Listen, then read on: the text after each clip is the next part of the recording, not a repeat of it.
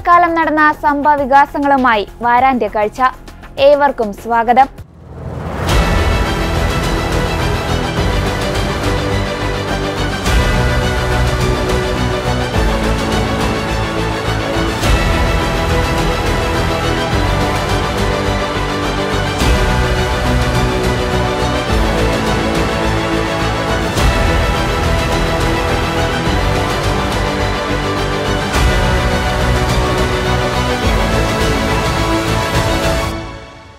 തമിഴ്നാട്ടിലെ കരൂരിൽ നടനും തമിഴക വെട്രിക്കഴകം നേതാവുമായ വിജയുടെ രാഷ്ട്രീയ റാലിക്കിടെയുണ്ടായ കരൂർ ദുരന്തമാണ് ഈ ആഴ്ചയിലെ സംഭവവികാസം. രാഷ്ട്രീയ റാലിക്കിടെയുണ്ടായ തിക്കും തിരക്കും മൂലം 40-ലധികം പേർ മരിക്കുകയും നിരവധി പേർക്ക് പരിക്കേൽക്കുകയും ചെയ്തിട്ടുണ്ട്. വിജയെ കാണാൻ തടിച്ചുകൂടിയ 1 ലക്ഷത്തോളം വരുന്ന ജനക്കൂട്ടത്തെ നിയന്ത്രിക്കുന്നതിലുണ്ടായ ഗുരുതരമായ സുരക്ഷാ വീഴ്ചയാണ് ദുരന്തത്തിന് കാരണമായത്. വിജയ് പരിപാടി സ്ഥലത്തെത്താൻ വൈകിയതും കൂടുതൽ ആളുകൾ എത്തിയതും അപകടത്തിന് ആക്കം കൂട്ടി. സംഭവത്തിൽ സർക്കാർ ജുഡീഷ്യൽ അന്വേഷണം പ്രഖ്യാപിക്കുകയും മരണപ്പെട്ടവരുടെ കുടുംബങ്ങൾക്ക് ധനസഹായം പ്രഖ്യാപിക്കുകയും ചെയ്തിട്ടുണ്ട്. സംഘാടകർക്കെതിരെ പോലീസ് കേസെടുക്കുകയും എഫ്ഐആറിൽ ഗുരുതര ആരോപണങ്ങൾ ഉന്നയിക്കുകയും ചെയ്തു. രാജ്യത്ത് ആവർത്തിക്കുന്ന ആൾക്കൂട്ട ദുരന്തങ്ങളുടെ പട്ടികയിൽ ഏറ്റവും അവസാനത്തേതാണ് കരൂർ ദുരന്തം. மக்கள் சந்திப்பு நிகழ்வு 27/9/2025 இரவு 7 மணிக்கு தொடங்கி நடைபெற்றதில் கூட்ட நெரிசல் காரணமாக நிகழ்ச்சியில் கூடியிருந்த மக்களில் 100க்கும் மேற்பட்ட நபர்கள் காயமடைந்ததும் மற்றும் நேற்று 39 இன்னைக்கு ஒருத்தர் சேர்த்து 40 பேர் அந்த சம்பவத்தினால் இறந்ததும் அனைவருக்குமே ஒரு மிக பெரிய துயரத்தை அளித்துள்ள ஒரு செய்தியாகும். இந்த செய்தியை கேள்விப்பட்டவுடன் மாண்புமிகு தமிழ்நாடு முதலமைச்சர் அவர்கள் உடனடியாக மாண்புமிகு பள்ளிக்கல்வித்துறை அமைச்சர் அவர்கள், மாண்புமிகு நகராட்சித்துறை அமைச்சர் அவர்கள், மாண்புமிகு இயற்கை வளத்துறை அமைச்சர் அவர்கள், மாண்புமிகு கூட்டுறவுத்துறை அமைச்சர் அவர்கள் மற்றும் மதிப்பிற்கும் மரியாதைக்கும் உரிய கரூர் சட்டமன்ற உறுப்பினர் உட்பட அனைத்து துறை அலுவலர்களையும் முடுக்கிவிட்டு அரசு மருத்துவக் கல்லூரி மருத்துவமனைக்கு அனுப்பி வைத்து தேவையான அனைத்து ஏற்பாடுகளும் செய்த தெரிவிக்கப்பட்டு அதன் பேரில் மருத்துவமனைக்கு காயம்பட்டு கொண்டு வரப்பட்ட அனைவருக்கும் தீவிர சிகிச்சைகள் சிறந்த முறையில் அளிக்கப்பட்டது. இருப்பினும் சம்பவ இடத்தில் இருந்து இறந்த நிலையில் 39 நபர்கள் கொண்டு வரப்பட்டனர். இன்று சிகிச்சையில் பெற்றுக் கொண்டிருந்த ஒருவரும் சேர்த்து மொத்தம் 40 பேர் இறந்த செய்தி மிக தீவிரமான செய்தியாக உள்ளது. மாண்புமிகு தமிழக முதலமைச்சர் அவர்கள் இரவோடு இரவாக இந்த செய்திகளை கேள்விப்பட்டு இறந்த குடும்பங்களுக்கு நிவாரணமும் காயம்பட்டு சிகிச்சை பெற்று வருபவர்களுக்கு நிவாரணமும் அளித்துவிட்டு இரவோடு இரவாக திண்டுக்கல் மாவட்ட ஆட்சியர் மற்றும் திருச்சி மாவட்ட ஆட்சியர் அவர்களையும் இங்கு அனுப்பி வைத்துவிட்டு கரூர் மாவட்டத்திற்கு பல்வேறு மருத்துவ குழுக்களையும் சேலம், திருச்சி, திண்டுக்கல், நாமக்கல் போன்ற கோயம்புத்தூர் மற்றும் மதுரையிலிருந்து கிட்டத்தட்ட 114 டாக்டர்கள், 23 செவிலியர்கள் உட்பட அனைத்து குழுக்களையும் இங்கு அனுப்பி வைத்தார்கள். அதேபோல் தடயவியல் வல்லுநர்கள் பிற மாவட்டங்களிலிருந்து 16 பேரும், நமது மாவட்டத்தில் உள்ள 4 பேரும் இதற்கான பணிகளை செய்து வந்தார்கள். கரூர் அரசு மருத்துவக் கல்லூரி மருத்துவமனை மருத்துவர்கள் சுமார் 220 மற்றும் 115 செவிலியர்கள் உட்பட பல்வேறு மருத்துவம் மற்றும் மருத்துவம் சார்ந்த பணியாளர்களும் இந்த பணிகளில் ஈடுபட்டு வந்தனர் தீவிர சிகிச்சை அளிக்கிறதுக்கு. அவை போக தனியார் மருத்துவமனைகளிலும் நமது கரூர் மாவட்ட அரசு மருத்துவக் கல்லூரி மருத்துவமனையிலும் கிட்டத்தட்ட 110 நபர்கள் மருத்துவ சிகிச்சையை பெற்று வந்தனர்.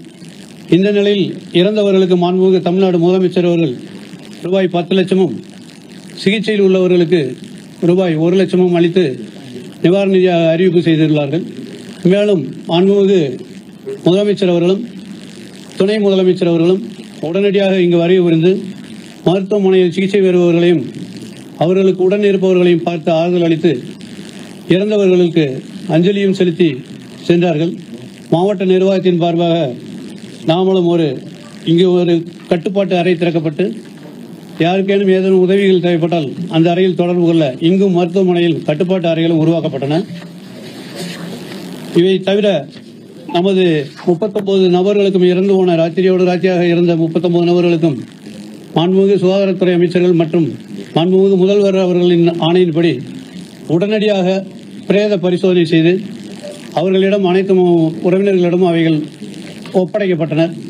எனவே மாவட்ட நிர்வாகத்தின் சார்பாகவும் தமிழ்நாடு அரசின் தீவிர உத்தரவுகள் மற்றும் ஆணைகளின்படியும் மாண்புமிகு முதலமைச்சர் மற்றும் துணை முதலமைச்சர் அவர்கள் இங்கு வருகை புரிந்து கொடுத்த கட்டளைகளின் பேரிலும் அனைத்து சிகிச்சை பெற்ற நோயாளிகளுக்கும் சிறந்த முறையில் தீவிர சிகிச்சைகள் அளிக்கப்பட்டு மருத்துவமனையில் எந்தவித குறைபாடும் இல்லாமல் மருந்துகள் மாத்திரைகள் வழங்கி அவர்களுக்கு தீவிர சிகிச்சைகள் இன்னும் தொடர்ந்து கொண்டிருக்கின்றன என்ற வார்த்தையும் தெரிவித்துக் கொள்கிறோம். எனவே நமது தமிழ்நாடு அரசு எடுத்த சிறப்பான இந்த சீரிய முயற்சியினால் பல்வேறு உயிர்கள் காப்பாற்றப்பட்டதும் மற்றும் இங்கு வருகை புரிந்த அனைத்து பயனாளிகள் மற்றும் நோயாளிகளுக்கு அவர்களுக்கு எங்கிருந்து என்ன மருந்து மாத்திரைகள் வேணுமோ அனைத்தும் வழங்கப்பட்டு சிகிச்சை முறைகள் சிறப்பாக நடைபெற்று வருகின்றன என்ற விவரத்தை மாவட்ட நிர்வாகத்தின் சார்பாக தெரிவித்துக் கொள்கிறேன். மாண்புமிகு இயற்கை வளத்துறை அமைச்சர் அவர்கள், மாண்புமிகு கூட்டுறவுத்துறை அமைச்சர் അവர்கள் കരൂർ ദുരന്തം അന്വേഷിക്കാൻ പ്രത്യേക അന്വേഷണ സംഘത്തെ മദ്രാസ് ഹൈക്കോടതി നിയോഗിച്ചു. ടി.വി.കെ അധ്യക്ഷൻ വിജയെ രൂക്ഷഭാഷയിൽ വിമർശിച്ച കോടതി കരൂരിലേത് മനുഷ്യനിർമ്മിത ദുരന്തമെന്നും നിരീക്ഷിച്ചു. കുട്ടികളടക്കം മരിച്ചിട്ടും സ്ഥലം വിട്ടെന്നും അണികളെ ഉപേക്ഷിച്ചയാൾക്ക് നേതൃഗുണം ഇല്ലെന്നും കോടതി രൂക്ഷഭാഷയിൽ വിമർശിച്ചു. വനിതാ IPS ഉദ്യോഗസ്ഥ അസ്ര ഗർഗിനാണ് അന്വേഷണ ചുമതല. വിജയ്ക്കും ടി.വി.കെക്കുമെതിരെ അതിരൂക്ഷ വിമർശനമാണ് മദ്രാസ് ഹൈക്കോടതി ഉന്നയിച്ചിരിക്കുന്നത്. ഇതൊരു മനുഷ്യനിർമ്മിത ദുരന്തമാണെന്നും കോടതിക്ക് കണ്ണടച്ചിരിക്കാൻ കഴിയില്ലെന്നും മൂകസാക്ഷിയായി കൈയും കെട്ടിയിരിക്കാൻ കഴിയില്ലെന്നുമാണ് ജസ്റ്റിസ് സെന്തിൽകുമാർ പറഞ്ഞിരിക്കുന്നത്. നേതാവ് അപ്രത്യക്ഷനായിരിക്കുകയാണ്. നേതാവ് ഒളിച്ചോടിയിരിക്കുകയാണ്. ലോകം മുഴുവൻ അത് കണ്ടു. രാഷ്ട്രപതിയും പ്രധാനമന്ത്രിയും അടക്കം അനുശോചനം രേഖപ്പെടുത്തി. പക്ഷേ നേതാവിന് അല്പം പോലും പശ്ചാത്താപമില്ല, ഖേദമില്ല. സംഭവത്തിൽ മാപ്പ് പറയാൻ പോലും നേതാവ് തയ്യാറായില്ല. അത് നേതാവിന്റെ മനോനിലയെയാണ് വ്യക്തമാക്കുന്നതെന്നും അതിരൂക്ഷ വിമർശനമാണ് കോടതി ഉന്നയിച്ചത്. സംസ്ഥാന സർക്കാരിനെയും കോടതി കുറ്റപ്പെടുത്തി. കേസ് രജിസ്റ്റർ ചെയ്യാൻ എന്ത് തടസ്സമാണുള്ളതെന്നും കോടതി ചോദിച്ചു. വിജയ്ക്കെതിരെ നടപടിയെടുക്കാൻ അറച്ചുനിന്ന സ്റ്റാലിൻ സർക്കാർ കേൾക്കാൻ ആഗ്രഹിച്ചതാണ് കോടതി പറഞ്ഞത്. SIT അന്വേഷണം പൂർത്തിയാകട്ടെ എന്ന നിലപാട് സ്വീകരിക്കുമോ എന്നതാണ് ഇനി അറിയേണ്ടത്. അന്വേഷണം CBIക്ക് വിടണമെന്നാവശ്യപ്പെട്ട് BJP നേതാവും ദേശീയ മക്കൾ ശക്തി കക്ഷിയും നൽകിയ ഹർജികൾ മധുര ബെഞ്ച് തള്ളി. രാഷ്ട്രീയക്കാർ അല്ലാതെ ദുരന്തത്തിൽ അകപ്പെട്ടവർ വന്നാൽ കേൾക്കാമെന്നായിരുന്നു കോടതിയുടെ പ്രതികരണം. CBI അന്വേഷണം ആവശ്യപ്പെട്ട് ടി.വി.കെ നേതാവ് ആദവ് അർജുന നൽകിയ ഹർജി ലിസ്റ്റ് ചെയ്യപ്പെടാതിരുന്നതും ശ്രദ്ധേയമായി. പാർട്ടിയുടെ സംസ്ഥാന ഭാരവാഹികളായ ജനറൽ സെക്രട്ടറി ബുസി ആനന്ദിന്റെയും ജോയിന്റ് സെക്രട്ടറി നിർമ്മൽ കുമാറിന്റെയും മുൻകൂർ ജാമ്യാപേക്ഷ മദ്രാസ് ഹൈക്കോടതിയുടെ മധുര ബെഞ്ച് തള്ളി. 12 മണി മുതൽ ജനക്കൂട്ടം കാത്തുനിൽക്കാൻ ആനന്ദിന്റെ അറിയിപ്പാണ് കാരണമെന്നും കുടിവെള്ളം പോലും ഒരുക്കാതെ ഉത്തരവാദിത്തരഹിതമായാണ് പെരുമാറിയത് എന്നുമുള്ള പ്രോസിക്യൂഷൻ വാദം കോടതി അംഗീകരിച്ചു. വിജയ് 4 മണിക്കൂർ വൈകിയത് ക്രിമിനൽ കുറ്റമാകുമോ എന്നും പോലീസ് ലാത്തിചാർജ് നടത്തിയതാണ് ദുരന്തത്തിന് കാരണമെന്നുമായിരുന്നു ആനന്ദിന്റെ വാദം. ടി.വി.കെയിലെ രണ്ടാമനാണ് ആനന്ദ്. ഇതിനിടെ കരൂർ സംഭവത്തിൽ വിജയ്ക്കെതിരെ കേസെടുക്കണമെന്നാവശ്യപ്പെട്ട് പോസ്റ്റർ ഒട്ടിച്ച യുവാവിനെ മരിച്ച നിലയിൽ കണ്ടെത്തിയിരുന്നു. നാഗപട്ടണം സ്വദേശിയായ ഭരത് രാജിനെയാണ് പ്രദേശത്തെ ഷെഡിനുള്ളിൽ മരിച്ച നിലയിൽ കണ്ടെത്തിയത്.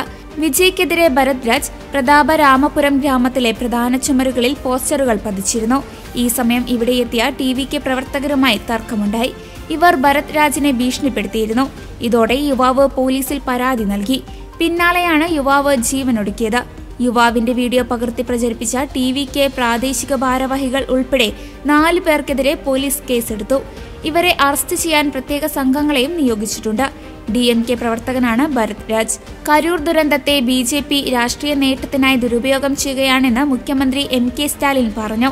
രാജ്യത്തുടനീളമുള്ള സമാനമായതോ അതിലും മോശമായതോ ആയ ദുരന്തങ്ങളിൽ മൗനം പാലിക്കുന്ന BJP കരൂർ ദുരന്തത്തിന് പിന്നാലെ വേഗത്തിൽ അന്വേഷണ സംഘത്തെ നിയോഗിച്ചതിനെയും സ്റ്റാലിൻ ചോദ്യം ചെയ്തു. தொகுதி மறுவரைகரை இப்படி தமிழ்நாட்டுக்கு வஞ்சகம் செய்வதையே ஒன்றிய பாஜக அரசு வழக்கமாக செய்து கொண்டிருக்கிறது.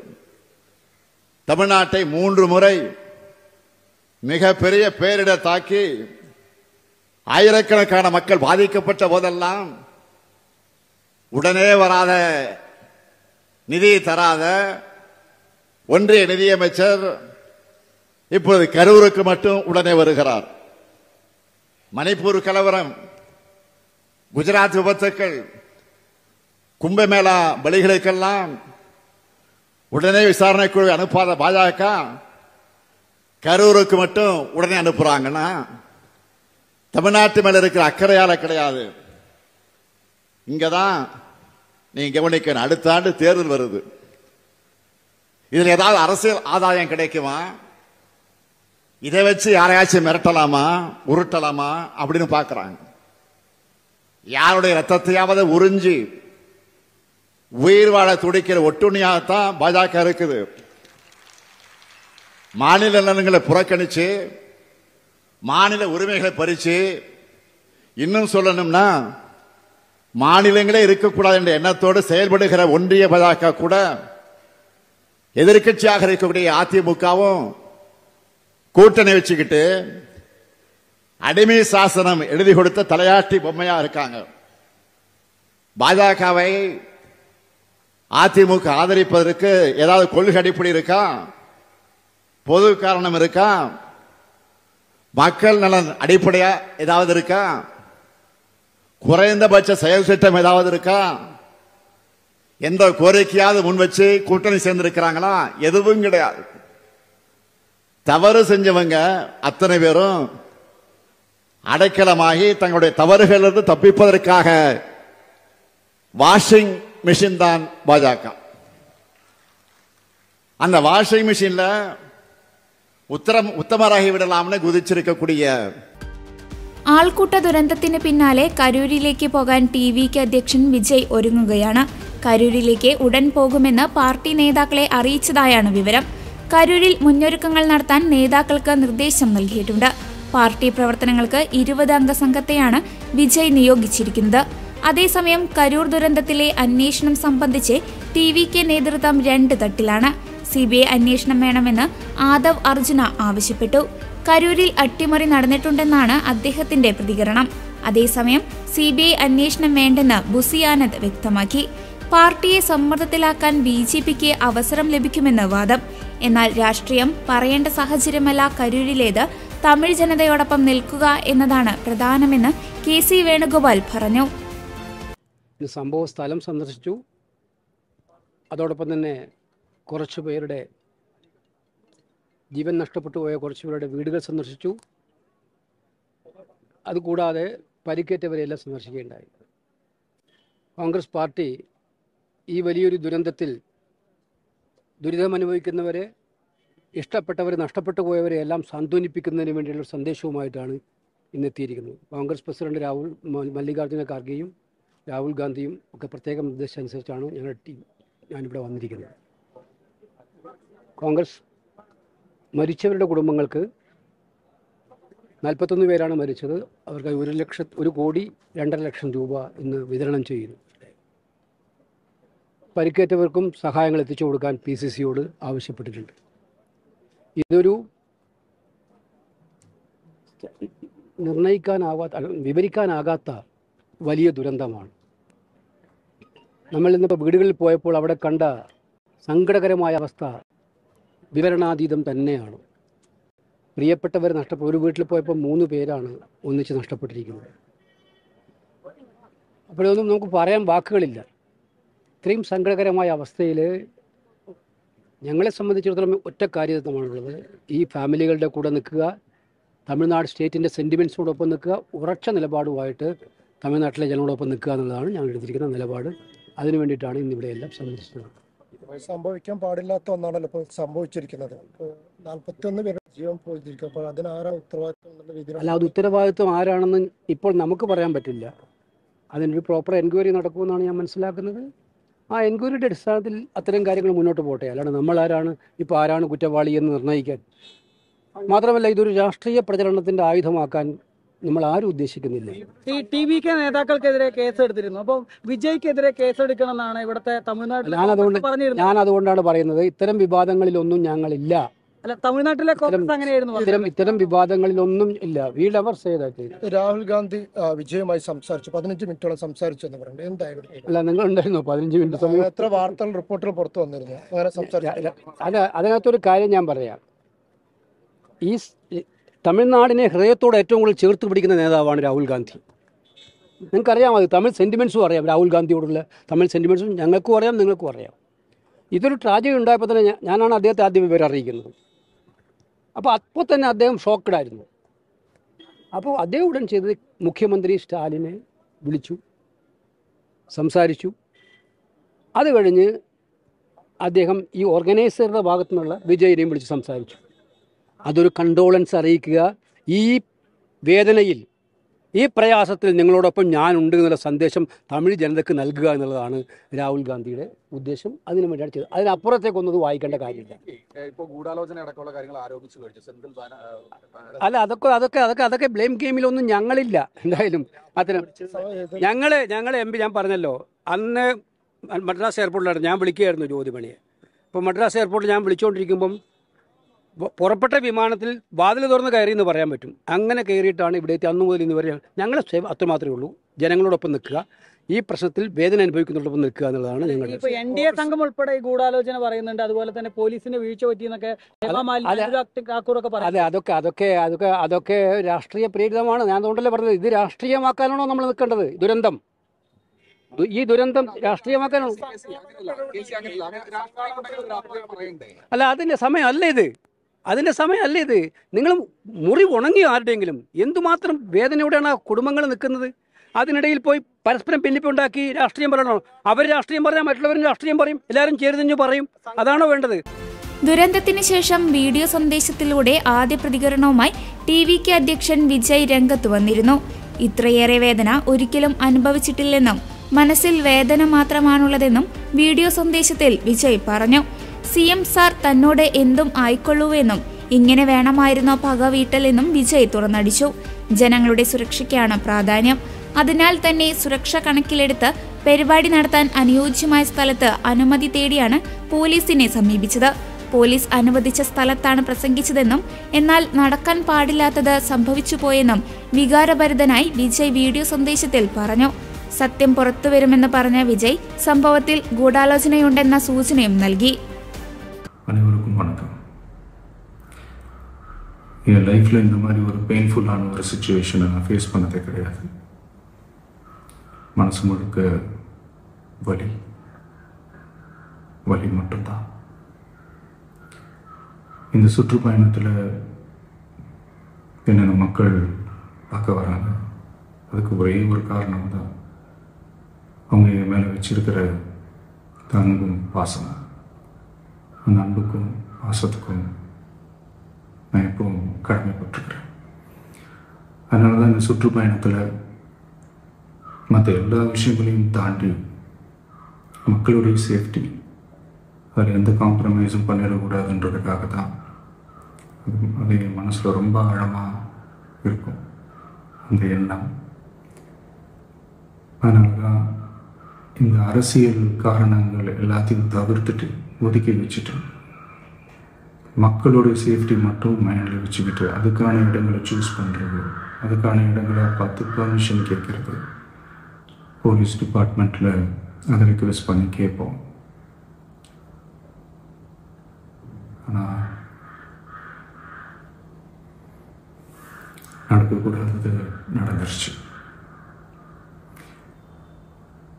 ஆனால் மனுஷன் தானே, அந்த நேரத்தில் அத்தனை பேர் பாதிக்கப்பட்டு இருக்கும்போது எப்படி அந்த ஊரை விட்டுட்டு என்னால் கிளம்பி வர முடியும்? நான் திரும்ப அங்கே போகணும்னு இருந்துச்சுன்னா அதை ஒரு காரணம் காட்டி அங்கே வேறு சில பதட்டமான சுச்சுவேஷன்ஸ், வேறு சில அசம்பாவிதங்கள் அந்த மாதிரி எதுவும் நடந்துடக்கூடாதுன்றதுக்காக தான் நான் அவாய்ட் பண்ணேன். இந்த நேரத்தில் சொந்தங்களை இழந்து தவிக்கிற இத்தனை குடும்பங்களுக்கும் என்னுடைய ஆழ்ந்த இரங்கலை தெரிவிச்சுக்கிறேன். எனக்கு தெரியும், என்ன சொன்னாலும் இது ஈடையாகாதுன்னு எனக்கு தெரியும். ஹாஸ்பிட்டலில் ட்ரீட் பண்ணிகிட்ருக்கிற எல்லாருமே சீக்கிரமாக க்யூர் ஆகி வரணுன்றதை இந்த நேரத்தில் நான் வேண்டிக்கிறேன். கூடிய சீக்கிரமே உங்கள் எல்லாரையும் நான் சந்திக்கிறேன். இந்த நேரத்தில் எங்களுடைய வலிகளை, எங்களுடைய நிலைமையை புரிஞ்சுக்கிட்டு எங்களுக்காக பேசின அரசியல் கட்சிகளை சார்ந்த நண்பர்கள், தலைவர்கள் அனைவருக்கும் என்னுடைய நன்றியை தெரிவிச்சுக்கிறேன். கிட்டத்தட்ட ஒரு 5 மாவட்டத்துக்கு பிரச்சாரத்துக்கு போனோம். இந்த மாதிரி எதுவுமே நடக்கல. ஆனால் கரூரில் மட்டும் ஏன் எப்படி நடக்குது, எப்படி நடக்குது? மக்களுக்கு எல்லா உண்மையும் தெரியும். மக்கள் எல்லாத்தையும் பார்த்துக்கிட்டு இருக்கிறாங்க. கரூரை சேர்ந்த அந்த மக்கள் அந்த உண்மையெல்லாம் வெளியில் சொல்லும்போது எனக்கு கடவுளே நேரில் வந்து இறங்கி அந்த உண்மைகள்லாம் சொல்கிற மாதிரி எனக்கு தோணுச்சு. சீக்கிரமே எல்லா உண்மைகளும் வெளியில் வரும்.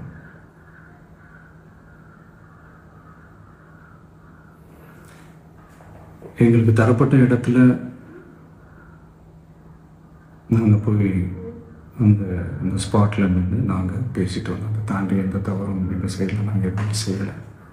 பட் இருந்தாலும் எங்கள் கட்சியை சேர்ந்த நிர்வாகிகள், தோழர்கள் மேலே எஃப்ஐஆர், அது மட்டும் இல்லை சோஷியல் மீடியாவை சேர்ந்த நண்பர்கள், தோழர்கள் அவங்க மேலே எஃப்ஐஆர்லாம் போட்டு இப்போ பிடிச்சிக்கிட்டு இருக்கிறாங்க.